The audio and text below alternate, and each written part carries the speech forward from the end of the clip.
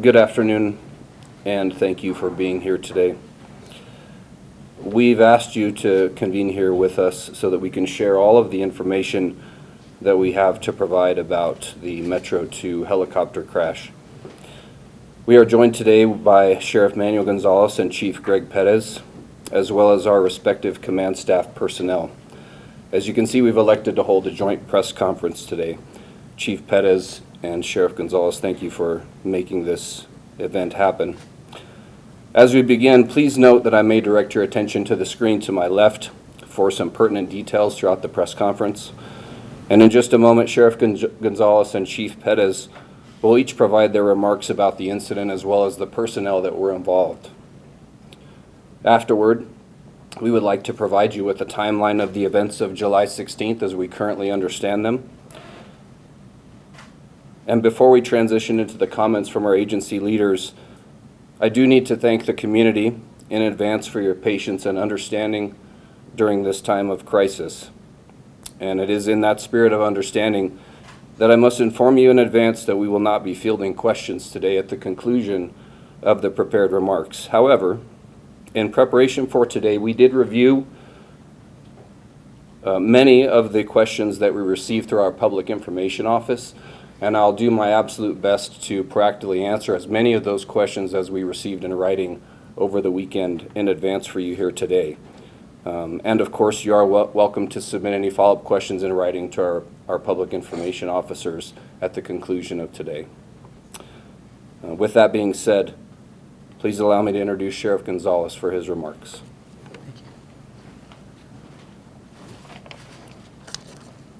Good afternoon. I'm Sheriff Manuel Gonzalez III. It's with extremely heavy heart that we have to host this painstaking press conference. And bear with me because this is extremely difficult. First and foremost, the thing we want to actually acknowledge is the 4 people that are deceased. They are, bar none, heroes to us far before this incident. They were doing this type of work, whether it be rescues, whether it be firefighting or police work. All these people were dedicated. We understood that they loved what they did to the point where I find some comfort in knowing that they lost their lives doing what they loved. So that being said, what's most important is that we're taking the time for the families, and knowing that we in this community, the outreach has been overwhelming, and I appreciate that. But we need to understand that we have to offer them our condolences, their prayers, and their thoughts. And the 4 people on that crew on Metro 2 that day, first of all was Under Sheriff Lawrence Korn. Offer his condolences to his wife, Maria, and his 2 sons, Carson and Justice. Next, Lieutenant Fred Beers and his wife, Anita, and his son, Daniel. Thirdly, Michael Levinson and his family and his significant other, Noel. And lastly, Matthew King and the King family. So we want them to know in the next days to come, we'll be offering some services. I've reached out to the county manager. She's offering everything up, contracted services. This incident is too large for our agency to handle. So we have to ask for support. And I've always said this was the worst day of any head of agency day is the loss of a staff member. And so that's times 4.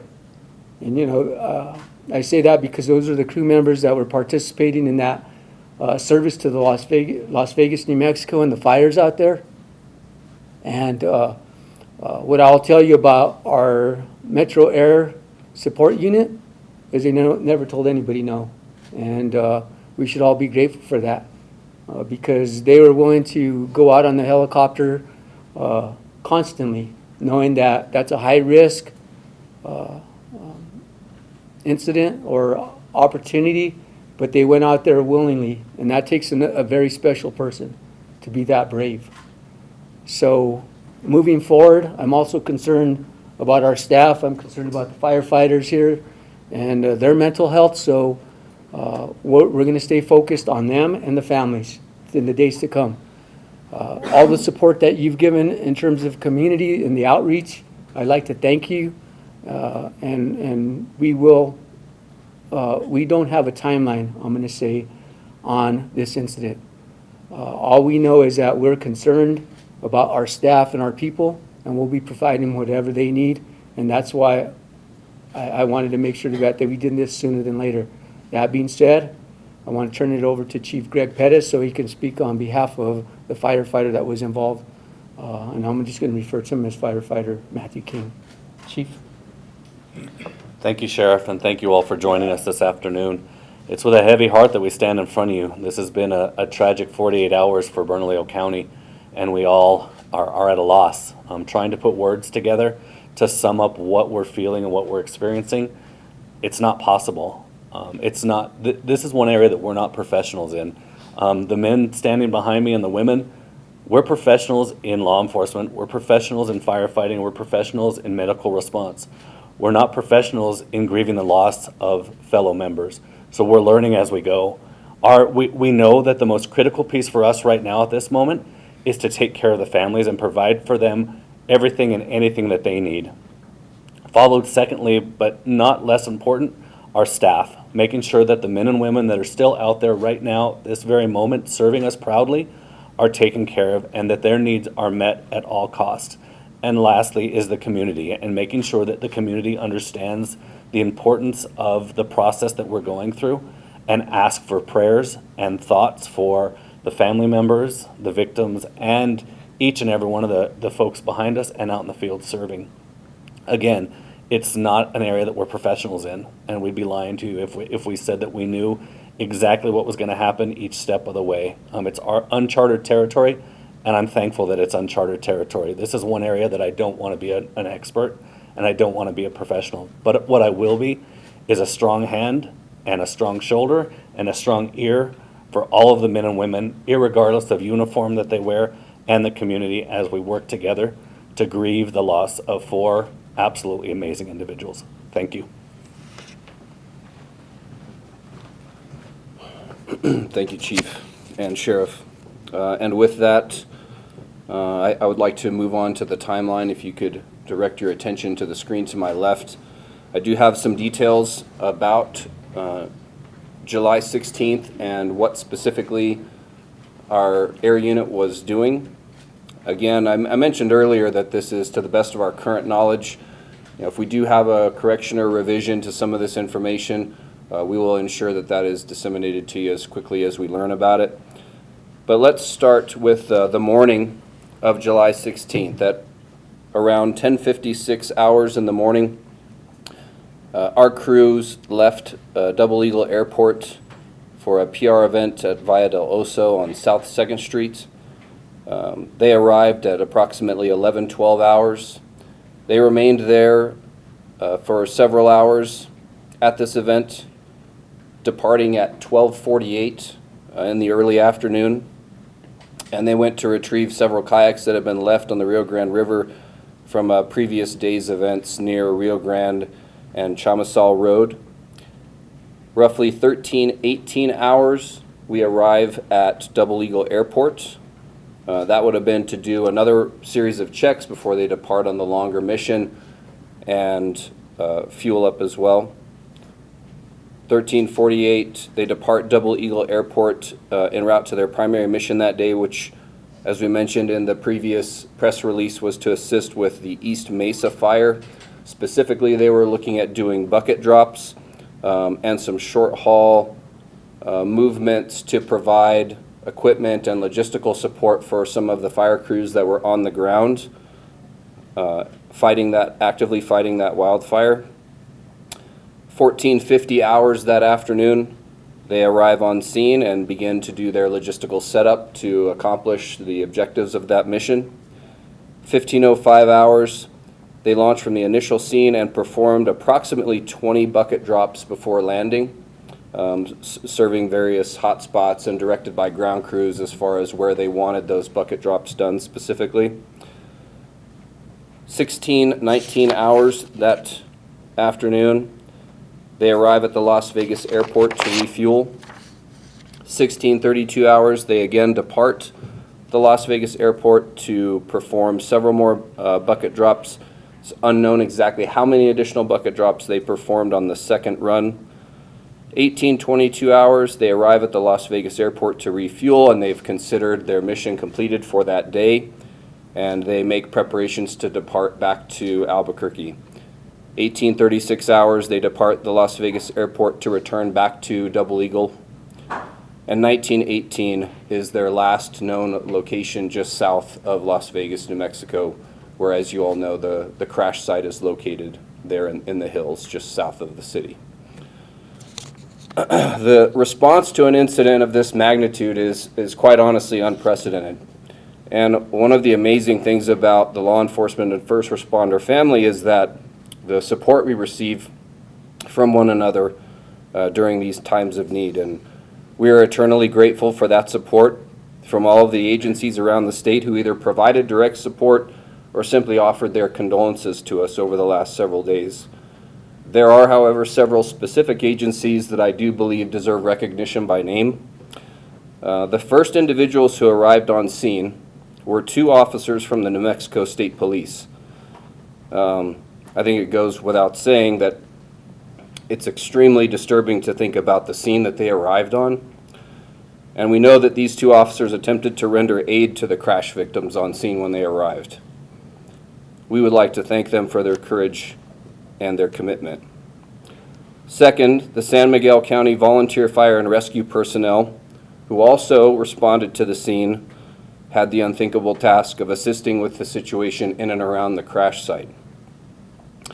The Garfield County, Colorado Sheriff's Office, who also provided us with some very unique assistance related to one of our next of kin notifications.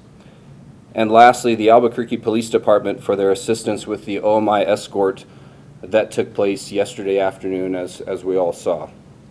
In the coming weeks and beyond, we'll no doubt have more people to thank for their support as well. And our activities thus far, we have been able to successfully make all next of kin notifications for the deceased. And along with that, we received an outpouring of support for these families. Our activities yesterday were focused primarily on the recovery of the physical bodies from the crash scene. We were successfully able to coordinate that and coordinate their transport here to the Office of the Medical Investigator in Albuquerque. That route of travel was down I-25, and I'm sure you saw on the overpasses a lot of folks congregating and offering their support, and we're grateful for that. Regarding the investigation and its current status, some details that we believe are pertinent to share. Representatives from the FAA, the NTSB, as well as the New Mexico State Police are in the middle of their respective investigations. Those run independently of each other, although they do obviously coordinate on whatever details they need to.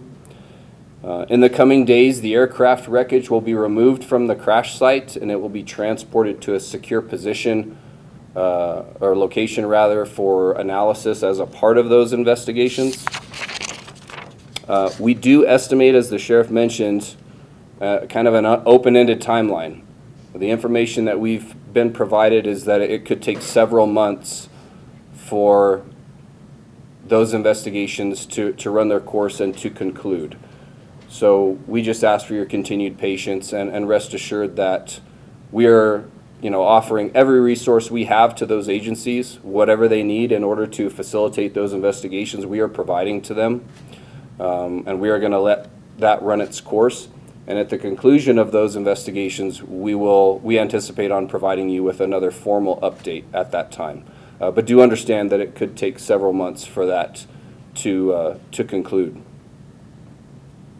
Those are all the details about the day and the current state of the crash investigation as we understand them. And what I'd like to do now is we'd like to transition on for just a moment and tell you about the individuals who were involved in this incident. If I could just direct your attention once again to the screen to my left.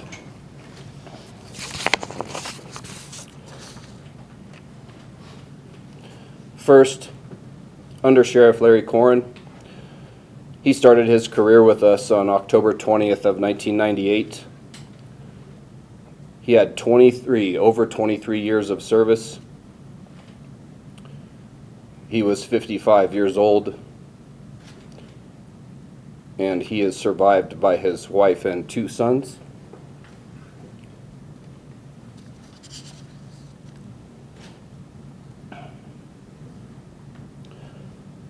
Lieutenant Fred Beers. He began his career with us on March 2nd, 2009. Over 13 years of service, and he is survived by his wife, son, father, and sister.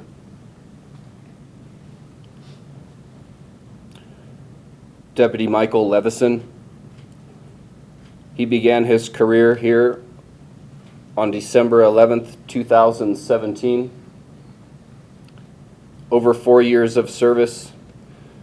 He was 30 years old. He is survived by a variety of family members, to include his parents, 2 brothers, one of which who is a deputy on our department currently, stepmom, and his girlfriend.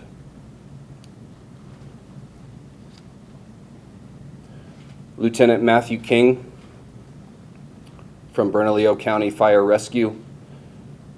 He began his career in 2011. He had over 11 years of service. He was 44 years old, and he is survived by his wife, son, and daughter.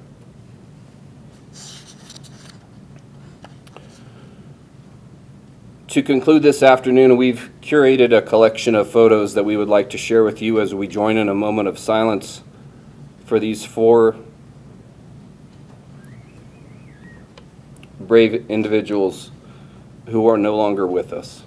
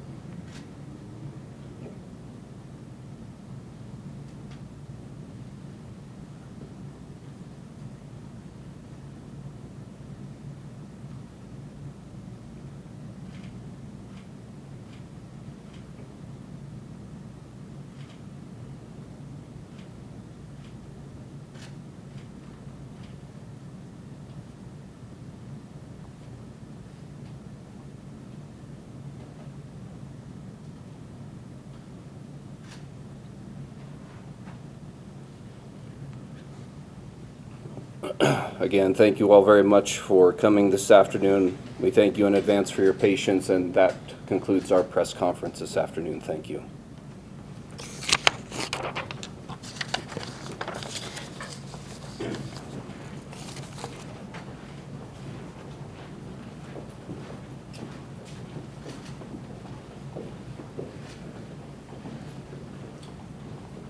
Chief, go ahead.